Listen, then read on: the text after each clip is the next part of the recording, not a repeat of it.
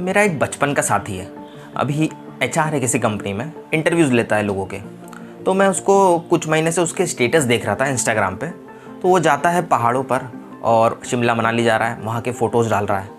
फिर कहीं आसपास घर या ऑफिस के आसपास रेस्टोरेंट में जा रहा है डिनर करने अपने दोस्तों के साथ, और वहाँ पर फ़ोटो लेके डाल रहा है। अब इन फ़ोटोज़ पर वो लिख रहा है कि सुकून यहीं आके मिलता है। तो कुछ दिनों पहले हम ऐसे ही मिले तो बात निकली, तो मैंने उससे ऐसे ही पूछ लिया कि यार तुझे ऑफिस और घर में सुकून नहीं मिलता, तो इतनी दूर जाता है, पैसे भी लगते होंगे उसमें। तो बोलता है कि अरे यार भाई, ऑफिस में बहुत भसड़ है और घर पे आता हूँ, खाना खाता हूँ, सो जाता हूँ, उसके दूसरे दिन वापस ऑफिस चले जाता हूँ, तो इन दोनों जगह तो सुकून नहीं है। तो आप देख रहे हैं, हमने वो घटिया पश्चिम का कल्चर पकड़ा है जिसमें हम पैसा कमा करके उसके भोग में सुकून तलाश रहे हैं। सुकून को हमने कर दिया है पोस्टपोन हमारी सैलरी वाले दिन पर। इसी कारण जो अमेरिका है पश्चिम में, वो डिप्रेशन में टॉप पर चल रहा है और हम भारतवासी भी उन्हीं के पीछे पीछे जा रहे हैं। भारत के कई एंटरप्रेन्योर्स हैं जो अपना बिजनेस चला रहे हैं और उनमें वो कर्मचारियों को फ्री में थेरेपी सेशंस दे रहे हैं। उन्हें भी कहीं ना कहीं लगता है कि ये जो काम करवा रहे हैं इसमें वो डिप्रेशन का शिकार हो सकते हैं। सुकून की बात इस क्षण में होना चाहिए। हमारा जो काम है उसमें इतना सुकून होना चाहिए कि उस काम के अलावा कुछ सूझे ही ना। बाबा बुल्ले शाह कह गए ना, घड़ियाल दियो निकालनी, आज पिया घर आइया लाल नी। घड़ी हमने दीवार से निकाल दी है और अब ये घड़ी देखकर काम नहीं करते हैं। अब काम से इतना प्यार है कि करते रहते हैं। अब क्या वीकेंड और कौन सी मंथ की सैलरी की तारीख, कुछ याद नहीं, अभी शांति है बस। अब अगले मिनट हम किसी कारण मर भी गए, रेस्ट इन सुकून भी हो गए, तो भी कोई गम नहीं रहेगा, क्योंकि ज़िंदगी भर हमने सुकून में काम किया है।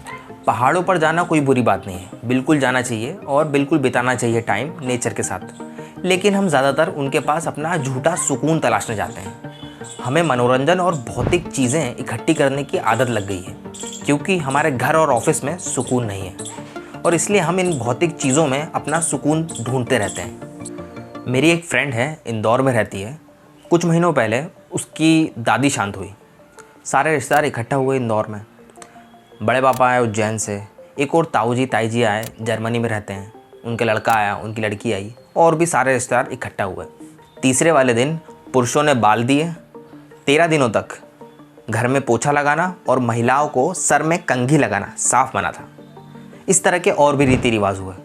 वो जब मुझे ये सब बता रही थी तो मैं मन में सोच रहा था कि ये किस तरह के रीति रिवाज के नाम पर अंधविश्वास चल रहे हैं हमारी सोसाइटी में। 13वें दिन खाना हुआ और फिर सब अपने अपने घर को निकलने लगे। इसी बीच बात निकली कि ये जो दादा दादी की फ़ोटो है ये कहाँ रखेंगे। मैं मन में सोच रहा था कि यार ये जो जर्मनी और उज्जैन वाले हैं ये लोग बोल रहे होंगे कि ठीक है हम भी एक कॉपी ले जाते हैं हमारे घर, लेकिन बात बिल्कुल उल्टी थी। ये लोग बोल रहे थे कि हम तो नहीं ले आ सकते ये मरे गड़े की फ़ोटो हमारे वहाँ, तुम ही यहाँ रख लो अपने इंदौर में। तीनों भाइयों ने दादा की ज़मीन की तो हिस्सेदारी कर ली, लेकिन उनके फ़ोटो से कोई मतलब नहीं है। तो आप देख रहे हैं, हम जो इतना मेहनत करके पैसा कमा रहे हैं और अपने सुकून को दाव पे लगा करके भौतिक चीज़ें खरीद रहे हैं और उनके साथ फ़ोटो शूट कर रहे हैं, घर में बाथ टब लगा करके उसमें नहाते हुए फ़ोटो डाल रहे हैं, या अपने घर में आर्टिफिशियल झरना बना करके उसके सामने बुक पढ़ते हुए फ़ोटो डाल रहे हैं, या कार शोरूम में जाकर चाबी लेकर पोस्ट कर रहे हैं, तो ये सब फ़ोटोशूट इंस्टाग्राम और फेसबुक की कब्रों में दफन हो जाएगा हमारे मरने के बाद। हमारे आने वाले बाल बच्चे तो इन फ़ोटोज़ को लाइक भी नहीं करने आएंगे और एक दिन फेसबुक भी इन फ़ोटोज़ को डिलीट कर देगा। अब दिल पर हाथ रखकर अगर हम खुद से पूछेंगे तो पता चलेगा कि जिन चीज़ों पर हम पैसा खर्च कर रहे हैं वो 2 या 4 दिनों से ज़्यादा हमें सुकून दे नहीं पाती। फिर हम कुछ और नई चीज़ पाने के लिए निकल पड़ते हैं। इससे अच्छा ये होगा कि हम थोड़ा टाइम लगाकर ऐसा कोई काम ढूंढ लें जो कि हमें पूरी ज़िंदगी के लिए स्थायी रूप से सुकून दे सके। अभी तक हम सुकून भरे काम की बात कर रहे थे। अब हमारे लिए सुकून भरा काम क्या है ये कैसे पहचानें? 2 तरीके हैं। पहला ये कि उस काम से हमारे मन का कोई डर निकल रहा हो या हमारे मन का कोई बंधन टूट रहा हो। बंधन मतलब अहंकार, लालच, क्रोध, ईर्ष्या, मोह या वासना, वही सब शत्रु जिनके बारे में हमने शादी वाले वीडियो में भी बात करी थी। 3 इडियट मूवी देखी होगी आपने, उसमें एक जॉय का किरदार है। वो प्रोफेसर से बोल रहा है कि मैं पहला इंजीनियर हूँ अपने गाँव से और मेरे पापा पूरे गाँव को लेकर आ रहे हैं कॉन्वोकेशन पर। तो प्रोफेसर बोलता है कि तुम्हारा प्रोजेक्ट कंप्लीट नहीं है तो इसलिए इस साल तुम्हें फेल कर देंगे। अब इस सड़ी सी बात पर जॉय जाकर के आत्महत्या कर ले रहा है। फिर ऊपर से रेंचो जाता है उस प्रोफेसर के पास और बोलता है कि तुम्हारी और इस पूरे सिस्टम की वजह से जॉय ने आत्महत्या करी है। अरे भाई, वो प्रोफेसर पागल है और ये दुनिया के सिस्टम सब ऐसे ही हैं फालतू। आज नहीं हमेशा से। इनको क्या दोष दे रहे हो? हम अंदर से इतने कमज़ोर कैसे जो इन कल के आए हुए लोगों के सिस्टम से डर जाते हैं? ज़्यादा से ज़्यादा 100 या 200 साल पुराने होंगे ये सिस्टम। कोई भगवान ने तो बनाए नहीं है ये सिस्टम। अरे ठीक है, कर दे फेल, 1 साल और सही इसी कॉलेज में, या छोड़ देंगे कॉलेज, कहीं बाहर ढूंढ लेंगे जॉब। लेकिन नहीं, हमारे मन में तो डर है। हम इतने बुद्धू हैं कि हमें लगता है कि ये कॉलेज का प्लेसमेंट सेल ही जॉब दे सकता है। तो आप समझ रहे हैं, हमें काम ऐसा चुनना है जिससे मन के डर निकले। अगर मन में लालच है तो कोई सार्थक नौकरी ढूंढनी है जिसमें भले ही पैसे कम मिलते हो। अगर हमें लोगों से बात करने में दिक्कत लगती है तो ऐसा काम ढूंढना है जिसमें सिर्फ बात करने के ही पैसे मिलते हो। मन के डर के साथ भी जूझना पड़ेगा, जैसा पैसा कमाने के लिए जूझना पड़ता है। लेकिन मन के डर के लिए काम करने से सुकून अभी हाल मिलेगा, वीकेंड पर नहीं। ब्रह्म बिंदु उपनिषद में कह गए हैं ना, मनुष्य के बंधन और मोक्ष उसके मन की वजह से है। मोक्ष को यहाँ पर सुकून पड़िएगा, जिसकी हम अभी तक बात कर रहे थे। अब दूसरे तरीके पर आते हैं सुकून भरा काम पहचानने के। ऐसा काम जो हमारे या हमारे परिवार की नहीं, दुनिया की समस्या दूर करता हो। अक्टूबर 1919 है, सुभाष चंद्र बोस जा रहे हैं लंदन, इंडियन सिविल सर्विसेज में नौकरी की तैयारी और उस परीक्षा को देने के लिए। पिता ने जोर डाला है इसलिए जा रहे हैं। सिर्फ 6 वैकेंसी है। उस टाइम और आज की सबसे रुतबे की नौकरी है। अगस्त 1920 में एग्ज़ाम क्लियर कर लेते हैं, 4थी रैंक आती है उनकी। दूसरी और आखिरी एग्ज़ाम बची है जो कि 1921 में होनी है। इस परीक्षा में उनसे भारत के कानून, भारत की भाषा, भारत का इतिहास और इंडियन पीनल कोड के बारे में सवाल पूछेंगे। इसके अलावा उन्हें हॉर्स राइडिंग का टेस्ट भी देना होगा। बोस को इन सब्जेक्ट्स में कोई दिक्कत नहीं लग रही थी और उन्हें घुड़सवारी भी बहुत अच्छे से आती थी। उन्हें लग गया था कि आराम से ये एग्ज़ाम भी वो क्लियर कर लेंगे। लेकिन अब ये दूसरी एग्ज़ाम आते आते उनको डाउट होने लगा था कि ये उनको नौकरी करनी है या नहीं।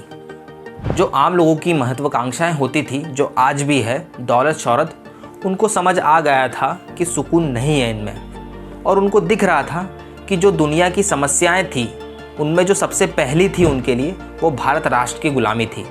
उन्हें इसका बोध अचानक नहीं हुआ था। उपनिषदों के मर्मज्ञ स्वामी विवेकानंद की किताबों को पढ़कर उन्हें एक सुकून भरा जीवन जीने की प्रेरणा मिली थी। तो वे अपने पिता और भाइयों के खिलाफ जाकर उस नौकरी को छोड़ छाड़ कर लंदन से भारत वापस आते हैं और गांधी जी के साथ आज़ादी की लड़ाई में जुड़ते हैं। अब आज भी दुनिया में बहुत सारी समस्याएं हैं जिन्हें ज़रूरत है बहुत सारे लोगों की, लेकिन लोग काम नहीं करना चाहते वहाँ पर।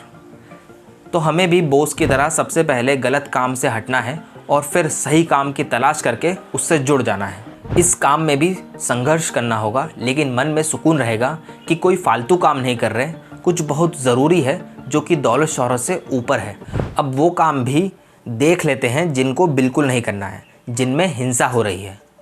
हिंसा का मूल अर्थ है अपने आप को हीन करते जाना, अपनी सोच को छोटी करते जाना, इतनी छोटी कि हमें पैसा कमाने के लिए किसी निर्दोष पशु को मारना, काटना पड़ रहा है, उसका शोषण करना पड़ रहा है, बच्चों और आम आदमी को जुए सट्टे के गेम खेलने के लिए फंसाना पड़ रहा है, उनको कुछ ऐसा बेवकूफ़ बनाकर बेच देना पड़ रहा है जिसकी उन्हें बिल्कुल ज़रूरत नहीं है। यही हिंसा है। अभी कुछ दिनों पहले मैंने मम्मी, पापा और मेरे भाई को माँ का दूध डॉक्यूमेंट्री दिखाई। रात में सब लोगों के खाना खाने के बाद मैंने इस डॉक्यूमेंट्री को यूट्यूब पर लगाया, क्योंकि मुझे पता था इसमें गाय और भैंस पर की जा रही खून भरी क्रूर हिंसा को दर्शाया गया है। 2 घंटे की इस डॉक्यूमेंट्री को देखने के बाद मम्मी ने तपाक से बोला, कल से दूध बंद। मैंने हमारे दूध वाले को कॉल करके मना कर दिया कि कल से दूध मत लाना। दूसरे दिन सुबह जब मैं उठता हूँ तो मुझे पता चलता है कि मम्मी का तो आज उपवास है और चाय के बिना तो उपवास हो नहीं सकता। जैसे हमें उपनिषद बताते हैं कि हमारे मन पर रोज़ धूल पड़ती है, और आज मम्मी के मन पर धूल पड़ चुकी थी। उन्होंने पापा से दूध मंगवा लिया। मैं ऐसे मम्मी को उनके मन से हारते नहीं देख सकता था। माँ का दूध डॉक्यूमेंट्री में ही नारियल से दूध बनाना सिखाया था। मैं दौड़कर पास की किराना से नारियल लेकर आया, उसको छीला, उसको फोड़ा, फिर उसके अंदर से पीलर से ब्राउन छिलके निकाले और फिर उसको मिक्सर में डालकर उसको पीसा। मम्मी ने एक सूती कपड़ा लिया और फिर उससे इस मिक्सचर को छाना। अब मम्मी और मेरे सामने वो नारियल का दूध और वो पापा का लाया हुआ डेयरी का दूध रखा था। नारियल के दूध की सफ़ेदी के आगे डेयरी का दूध पीला दिख रहा था। हम दोनों नारियल के दूध की पवित्रता और डेयरी के दूध में खून भरी हिंसा साफ देख पा रहे थे। और फिर मम्मी ने डेयरी के दूध को कुत्ते को डाल दिया। माँ का दूध डॉक्यूमेंट्री की लिंक मैंने डिस्क्रिप्शन में डाल दी है, आप भी देखिए और आज ही दूध और उसके उत्पादों को छोड़िए। अगर मनोविज्ञान की माने तो डेयरी उद्योग की तरह और भी सारे हिंसा भरे काम से हमें दूर रहना होगा, क्योंकि ये काम हमें और ज़्यादा सुकून से दूर कर देंगे। आशा है आपको इस वीडियो से सुकून भरा काम चुनने में मदद मिली होगी। धन्यवाद।